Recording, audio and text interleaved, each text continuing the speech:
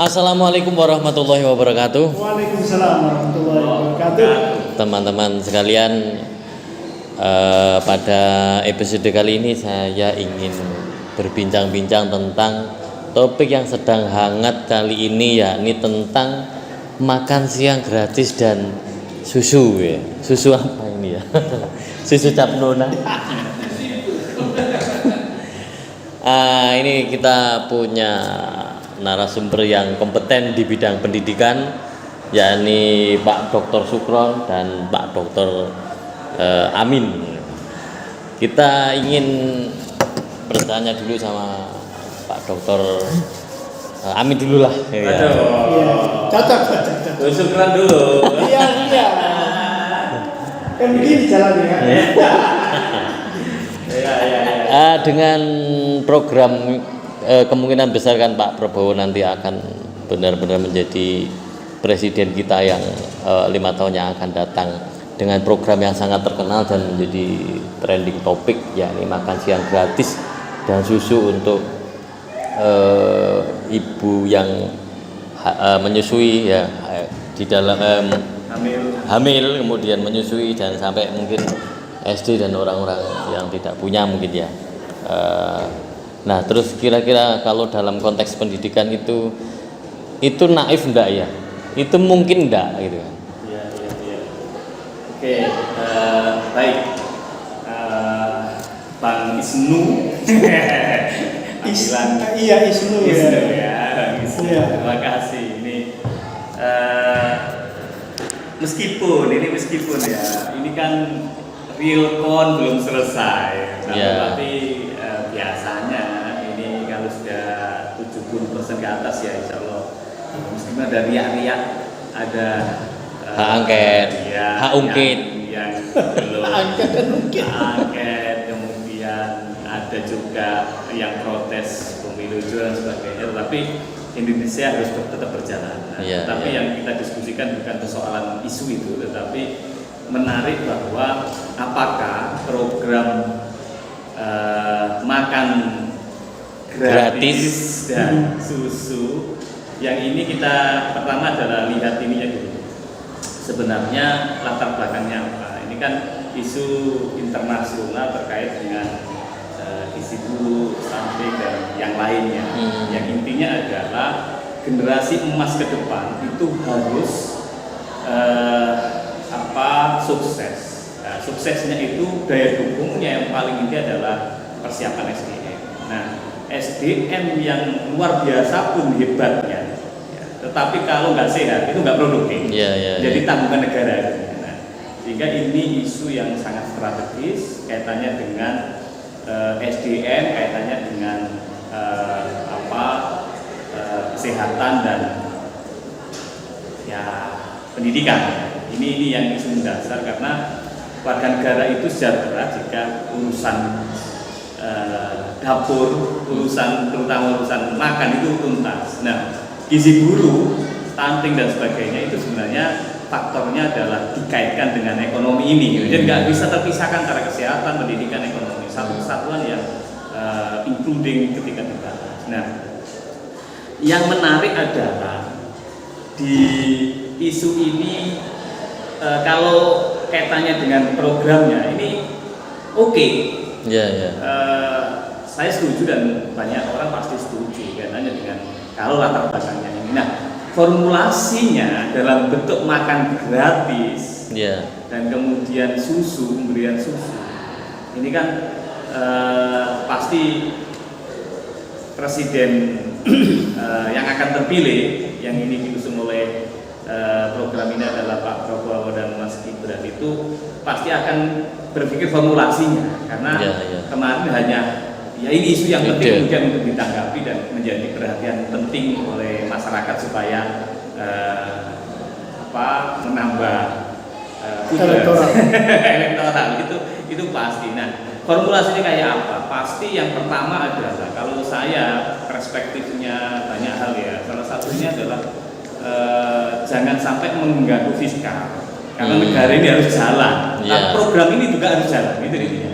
Jadi bagaimana program harus jalan, tapi jangan mengganggu. Kalau misalnya ini dihitung misalnya 15.000 kan rencananya 15.000 per anak. Per anak. Iya. Kemudian harus kali berapa juta anak di Indonesia. Kemudian kali berapa per tahun misalnya, itu triliunan. Dan bagaimana fiskal kita bisa mengcover itu? Itu pertanyaan-pertanyaan yang penting. Yang pasti timnya pemenang presiden ini nanti pasti membicarakan persoalan yang ini, yang penting ini. Jangan sampai kemudian nafsu tinggi, ya biasanya kan gitu. Nafsu tinggi tetapi modal nggak cukup. Nggak bisa. Jadi banyak orang yang kayak ada lagunya itu ya.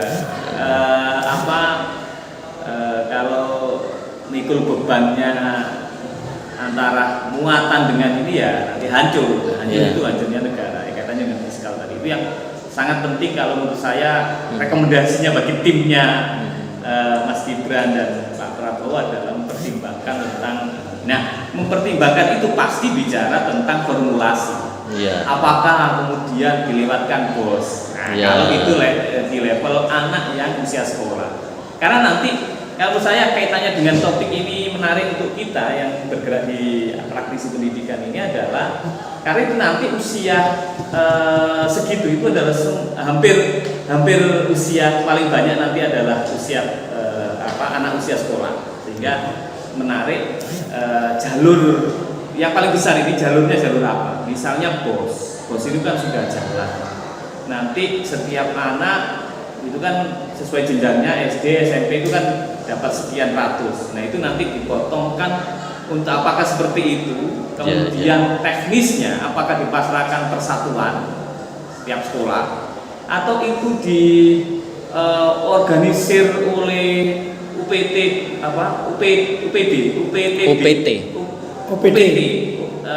unit pelaksana pendidikan di tingkat kecamatan itu UPTD. Oh iya. Nah itu apakah setiap kecamatan misalnya kalau jenjang SD memungkinkan, tetapi itu khawatir saya itu tidak konsen terhadap target pendidikannya. Jadi nanti mereka bekerja ruwet urusan teknis ngurusi makan konsumsi makannya nah ini yang menurut saya nanti hal-hal teknis formulasi yang pasti akan dibicarakan lebih lanjut atau memberdayakan komite persatuan. Jadi komite ini menurut saya apakah nanti dananya itu dana sharing gitu juga bisa. Ini nggak harus kemudian di cover oleh negara, oleh pemerintah, tapi ini nanti ada dana sharing ya, masyarakat berpartisipasi, kemudian ada donatur dan sebagainya. Satuan itu dikasih kewenangan karena ini sudah reformasi pendidikan itu kan di level satuan, sehingga otonomi menjadi sangat luar biasa bisa. Apalagi kalau swasta itu sejak dulu sudah mandiri. Yang saya tahu yang swasta dengan konsep full day itu makan siang itu memang dibebankan oleh wali santri atau wali murid. Tetapi biasanya itu sekolah yang sudah full day kemudian agak grade lumayan itu memang ada makan siang, tapi nggak gratis. Nah hebatnya lagi yang kalau swasta begini swadanya luar biasa. Anak yang kurang mampu di sekolah yang grade tinggi ini itu dia juga dapat makan yang sama karena ini subsidi silang. Jadi itu yang mungkin pemerintah bisa nanti mengawali tentang mencari formulasi itu belajar dari sekolah-sekolah swasta yang sudah settle yang menerapkan full day dengan ada makan siang. Nah, saya beberapa tempat itu ada memang susu kayak di Batu itu karena produksi susu kerjasama dengan salah satu perusahaan yang mengembangkan susu di Batu itu, sekolah itu dapat gratis ya. Karena CSR-nya dari perusahaan ini itu seminggu dua kali dikasih jatah CSR ini. Nah ini kan luar biasa kalau pemerintah memanfaatkan potensi yang ada di masyarakat ini luar biasa sebenarnya. Dunia industri, dunia usaha itu bisa sebenarnya nanti sebagai bagian dari solusi supaya beban program ini tidak pada APBN. Jadi banyak hal yang harus dikeluarkan yang menurut saya selama ini tidak terorganisir CSR. Nah, bagaimana kalau ini pemerintah dengan tidak ada kebocoran-kebocoran pemanfaatan CSR yang itu sudah dijamin regulasinya, tetapi pelaksanaan sekarang itu ya nggak ada kontrol, nggak ada bebasnya. Bahkan perusahaan itu buat sendiri yang untuk penyalur CSR itu, dan harusnya kan lembaga yang sudah kuat kayak begini misalnya, itu harusnya nanti CSR perusahaan itu harus menopang program dasar pemerintah seperti ini, bukan enaknya gitu. Itu menurut saya nanti ke depan ini masih gagasan-gagasan liar saja karena kita belum diundang secara sebagai tim untuk merumuskan itu.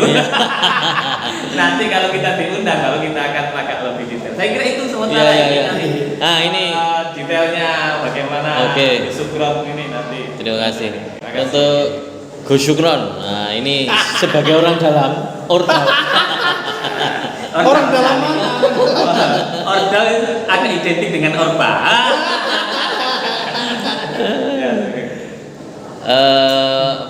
Kalau misalnya di pemerintah daerah itu bagaimana sih, pernah enggak ada proyek yang seperti ini, makan siang gratis? Yang saya pernah baca itu kan Pak Azwar Anas di Banyuwangi itu pernah menerapkan itu dan bisa memanfaatkan catering di lokal itu kan, akhirnya tumbuh gitu kan. Tapi memang yang menjadi persoalan yang diragukan oleh masyarakat itu ini nanti tidak dikorupsi kan ya. Dengan ini sebenarnya kalau misalnya buat regulasi itu yang aman, kemudian terlaksanakan dengan bagus program ini dengan latar belakang untuk supaya anak generasi kita itu tidak kena stunting ya, ini menjadi sebuah keharusan dan menurut saya bagus juga ya kan ini. Nah, tapi bagaimana sih misalnya jenengan sebagai ahli regulasi itu misalnya bayangan jenengan itu seperti apa gitu? Baik, Assalamualaikum warahmatullahi wabarakatuh. Waalaikumsalam warahmatullahi wabarakatuh. Teman-teman yang saya hormati, ide ini cukup bagus saya kira untuk bisa kita tangkap menjadi satu bahasan pemikiran. Memang kalau dilihat dari latar belakang yang sudah disampaikan oleh Mas Amin tadi, itu bagus untuk ke depan. Bahkan pendidikan kita ada secercah harapan untuk bisa menjadi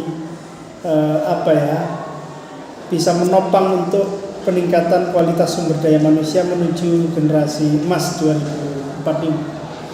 Namun banyak problem yang harus menjadi perhatian kita. Salah satunya kalau dari perspektif regulasi ini memang harus diperkuat dulu dari sisi payung hukum atau undang-undang. Salah satu contoh misalnya pernah dulu dilakukan oleh salah satu pemerintah Kabupaten Banyuwangi di Jawa Timur. Itu diperkuat di sisi regulasi sehingga tidak ada dampak yang sifatnya itu bertentangan dengan peraturan perundang-undangan gara-gara program yang seperti ini. Secara spirit memang program ini bagus, tetapi harus ditopang oleh kebijakan yang bagus juga. Itu yang pertama. Yang kedua, menindaklanjuti yang di Banyuwangi tadi, itu salah satu yang sudah dilakukan adalah ada program yang masuk langsung di APBD, atau diakomodir di APBD, bahwa itu adalah dalam rangka untuk mencegah stunting, masuk di nomenklatur itu. Nah, salah satu yang dilakukan untuk bisa menopang kebijakan itu adalah ada pemberdayaan BUMDes untuk bisa menopang kebutuhan pangan. Karena sekali lagi kebutuhan pangan ini tidak hanya dibebankan pada salah satu sektor atau satu OPD, tetapi itu menjadi satu kebijakan bersama yang harus ditopang oleh seluruh organisasi perangkat daerah di Banyuwangi. Salah satunya adalah ada pemberdayaan BUMDes untuk bisa menopang tentang pangannya.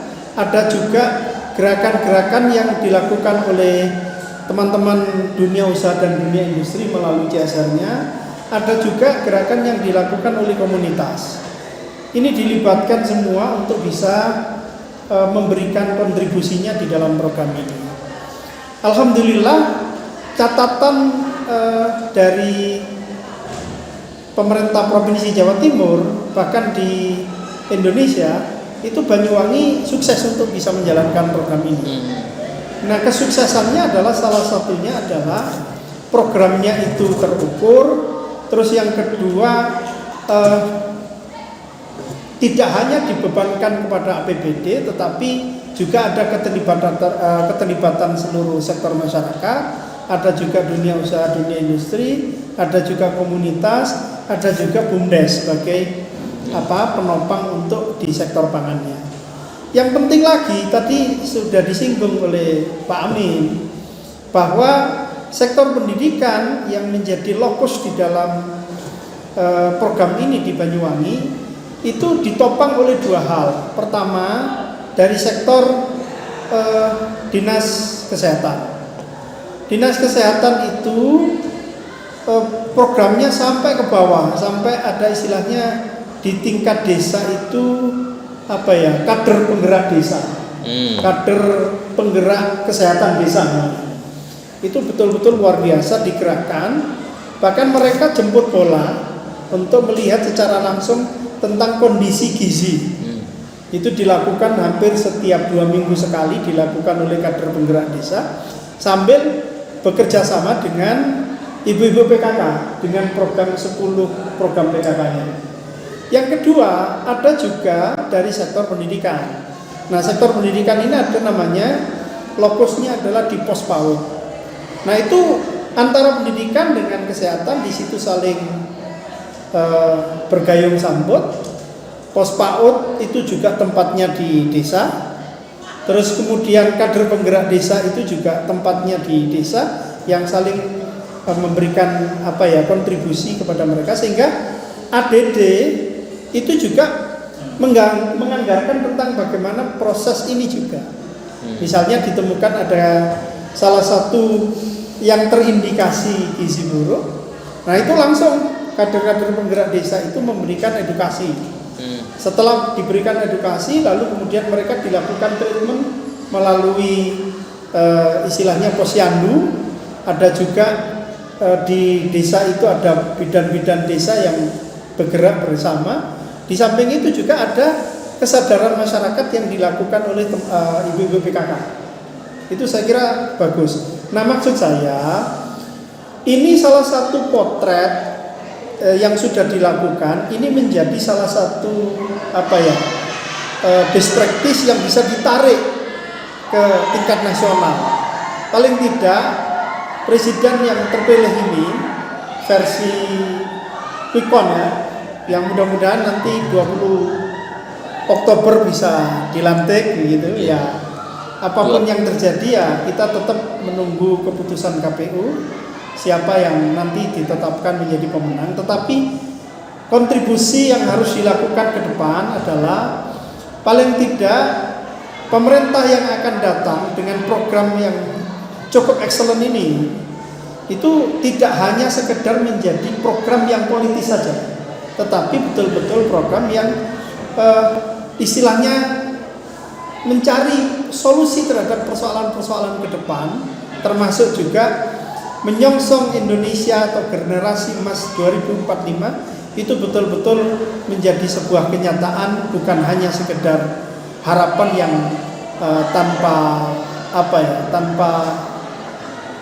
tanpa omong kosong gitu. Nah, saatnya kita tunggu, paling tidak sambil menunggu ke depan.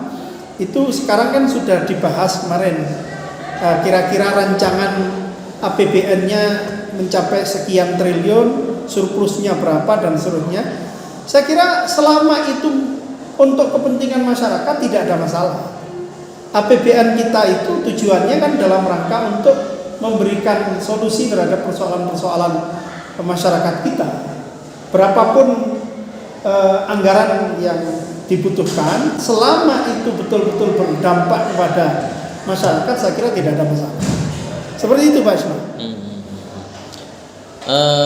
Mungkin juga ada pertanyaan ya di masyarakat dengan 15.000 mungkin di kampung dapat kan ya, dapat banyak, Ya, dapat macam-macam. ya.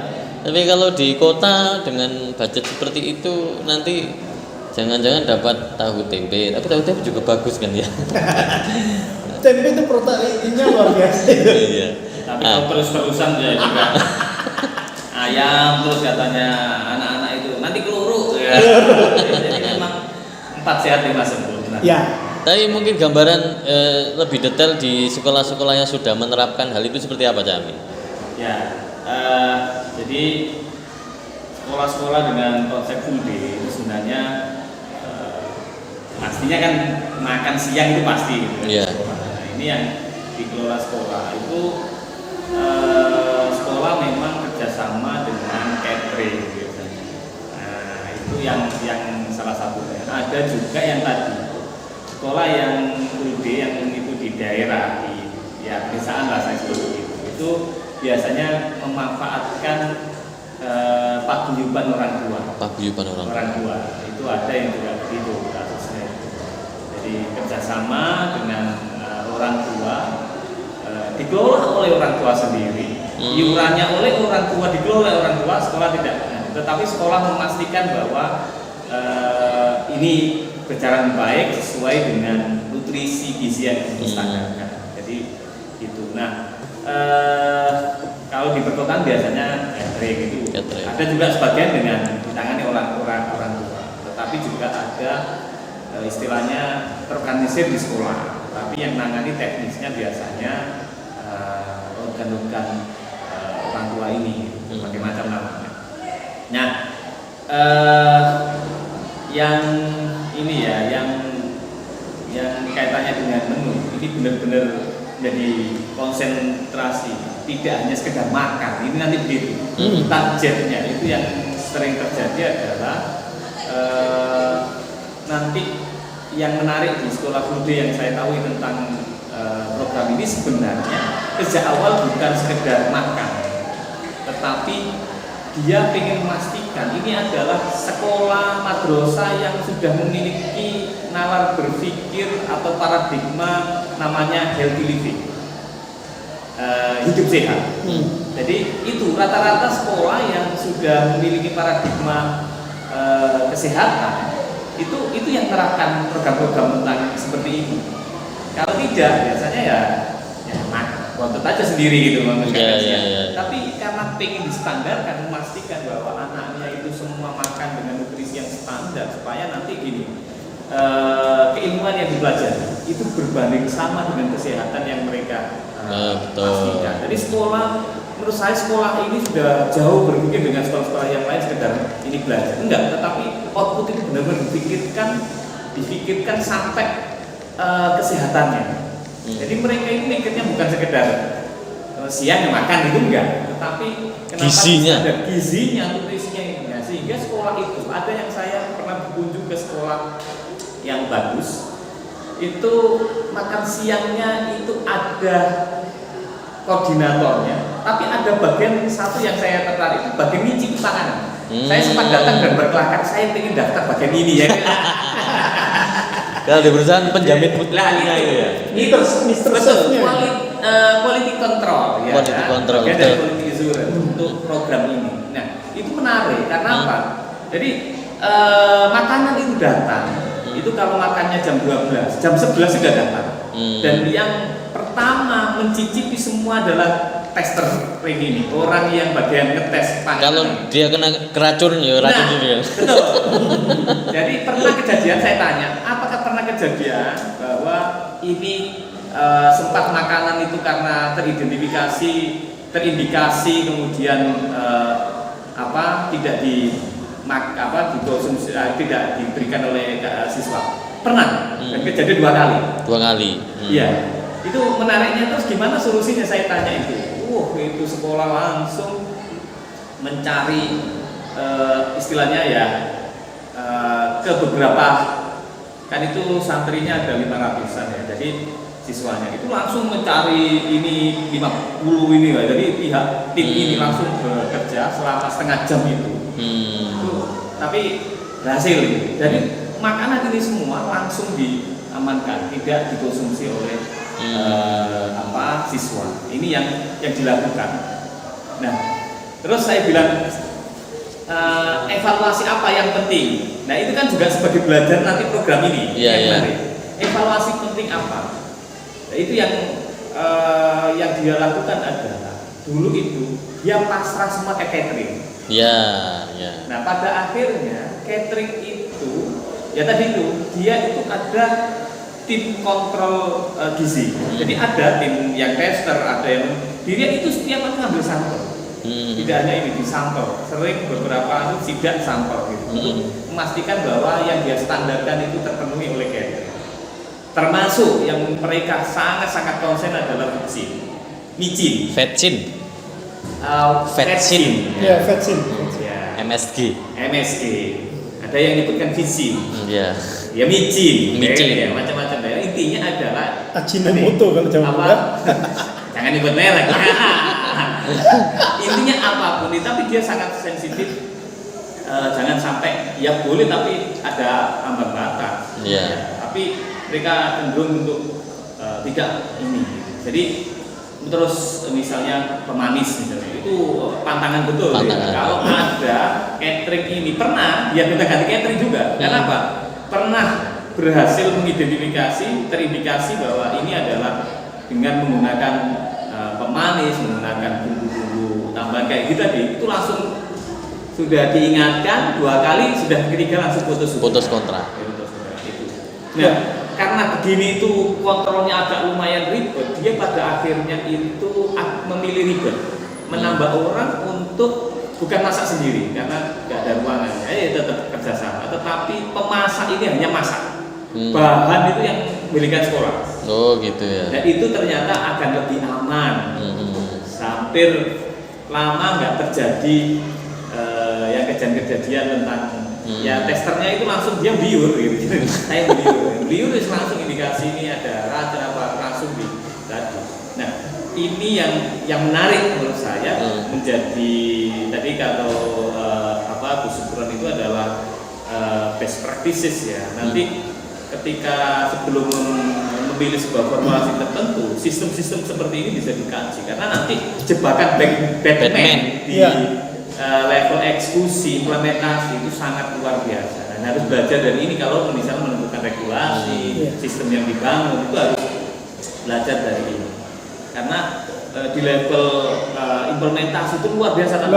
Betul. Nah, sekolah ini adalah sekolah yang menurut saya bayangkan gini, sekolah tanpa paradigma healthy living, akan melaksanakan ini sekadarnya. Ya, sekedar makan. Iya, hanya sekedar program. Nah, ini nanti yang saya khawatir bahwa karena asbabul wurud dari program ini adalah healthy living, tidak sekedar itu makan, sehingga nanti yang pertama harus disiapkan adalah membangun paradigma bersama tentang program ini. Itu penting bagi misalnya sekolah ketika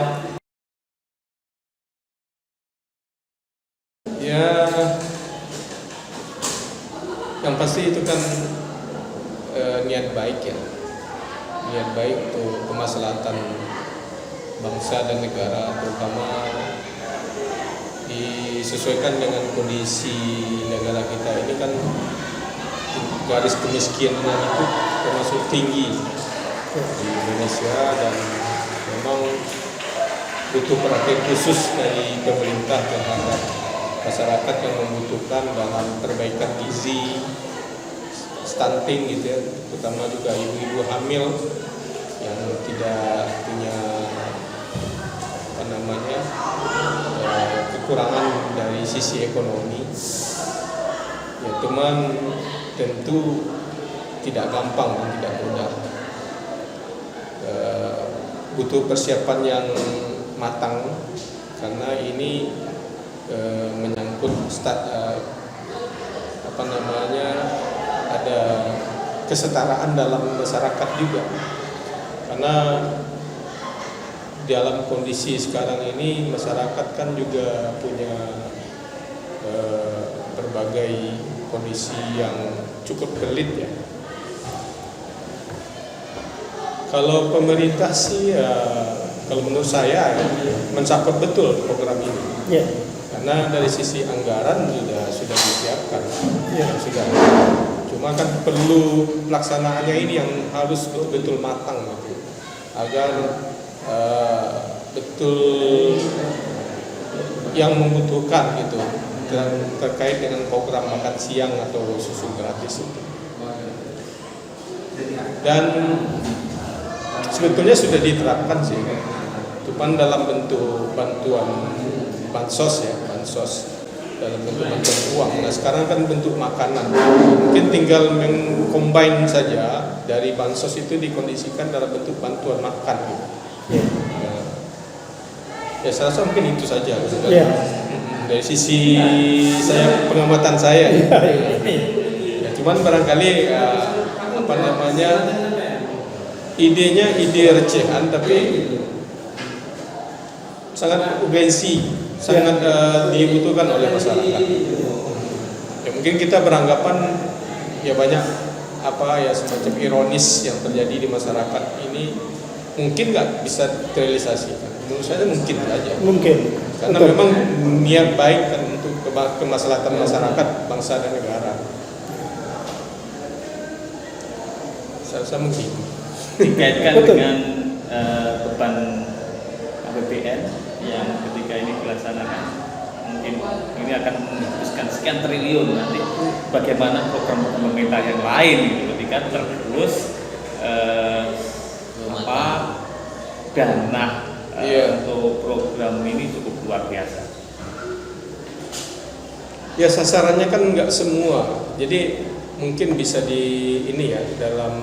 kalau kita dalam pemerintah memberikan bantuan itu tentu sesuai dengan sasaran yang dituju, yaitu diutamakan bagi strata kehidupannya yang menengah ke bawah.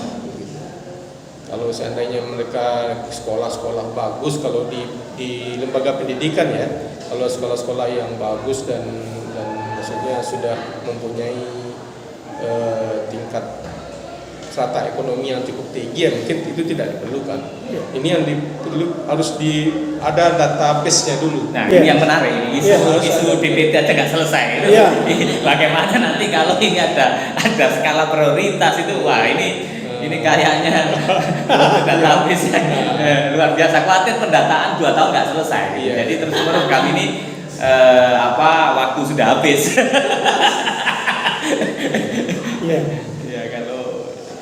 Terus pertimbangan psikologis juga mungkin kalau tidak semua, misalnya dalam satu sekolah gitu.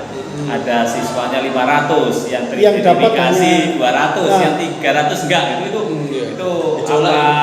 apakah ini enggak ada problem psikologis dan sebagainya. Ini kayaknya menarik juga ini kalau misalnya ada program ini kemudian harus dipetakan dulu dan sebagainya.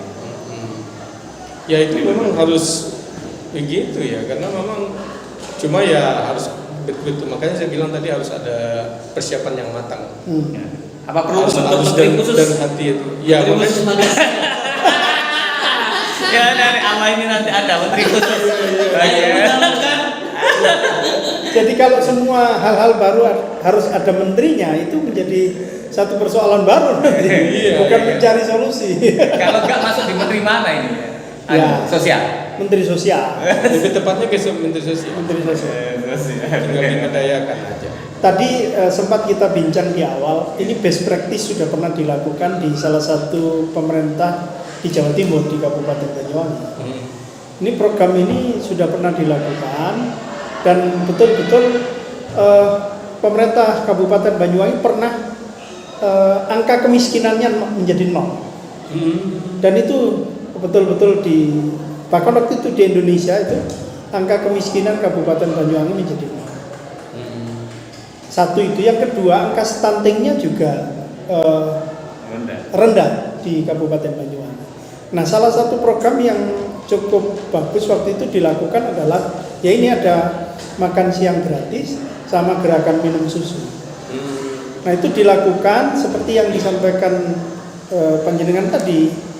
Database ini ada istilahnya Banyuwangi Satu Data. Nah, itu Banyuwangi Satu Data yang di dalamnya data kemiskinan, angka stunting, IPM, terus kemudian angka yang terkait dengan usia sekolah, APK, APM, itu semuanya tercover di situ, sehingga waktu itu pemerintah Kabupaten Banyuwangi melakukan treatmentnya langsung karena sudah ada database-nya. Nah, harapan kita memang ya pemerintah yang akan menjalankan program ini ke depan, ya paling tidak harus dimulai, ini harus ada Indonesia Satu Data. Selama ini kan belum ada ini. Ya. Ketika minta data mesti ke kementerian ini, kadang-kadang antar kementerian juga berbeda. BPS saja contoh misalnya bicara tentang kemiskinan ekstrim beda dengan Kementerian Kesehatan. Bicara tentang APK juga beda sekali. Nah, ini saya kira mungkin perlu ada Indonesia Satu Data ini. Atau Ya. Jadi apa ya? Memang harus ada koordinasi dan komunikasi yang baik antar kelembagaan. ya. Terutama yang memegang terkait yang mengkoordinir terkait dengan bidang pendidikan,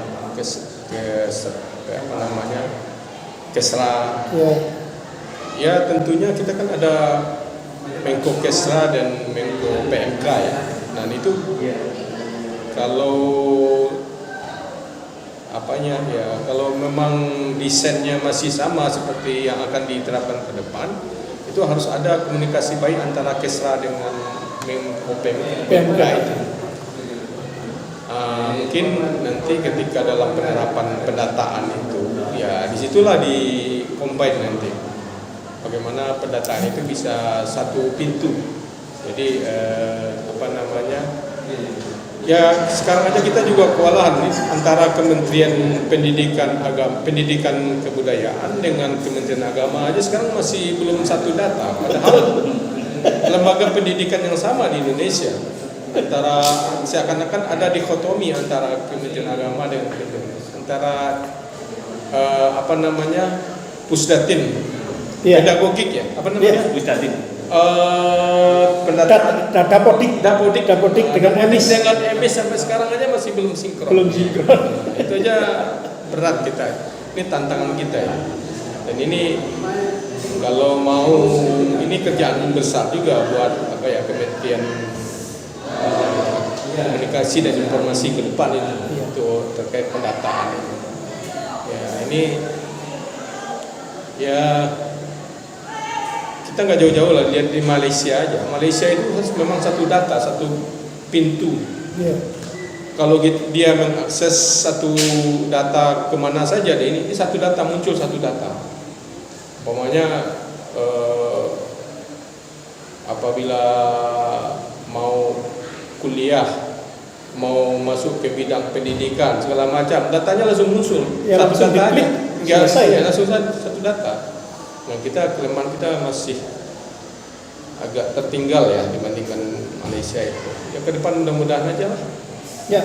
Terkait sekaligus pembinaan program yang dicanangkan oleh 02 ini gitu kan. Iya. Terima kasih. Tapi Pak Sukar setuju nggak ini? Setuju sekali. Karena tadi ada spirit untuk kemaslahatan masyarakat dan bangsa. Iya. Ya di sisi kita akan melihat dari sisi positifnya. Iya. Tinggal formulasinya yang kayak yang kita diskusikan mungkin. Menarik sekali diskusi kita kali ini tentang makan siang dan susu. Ternyata tidak hanya sekedar makan dan minum susu, tapi ada isu yang menjadi menarik untuk diselesaikan, yakni masalah stunting. Dan Saya teringat dengan tulisannya Jalaluddin Rahmat bahwa peradaban-peradaban besar itu ternyata dibangun di pinggir sungai, di pinggir air. Misalnya peradaban Babilonia itu ada sungai Efrat dan Tigris, peradaban Mesir itu ada sungai Nil, gitu ya. Peradaban India ada sungai Gangga. Nah, ternyata adalah konsumsi yang dimakan oleh orang-orang itu adalah makan ikan yang mengandung omega, yang mengandung omega ya, sehingga merangsang otak dan kemudian menjadi seorang pemikir-pemikir untuk memahat peradaban-peradaban mereka. Nah, kalau misalnya kita mengadakan makan siang itu dengan gizi yang bagus, insya Allah generasi yang akan datang akan menjadi generasi yang lebih baik daripada kita.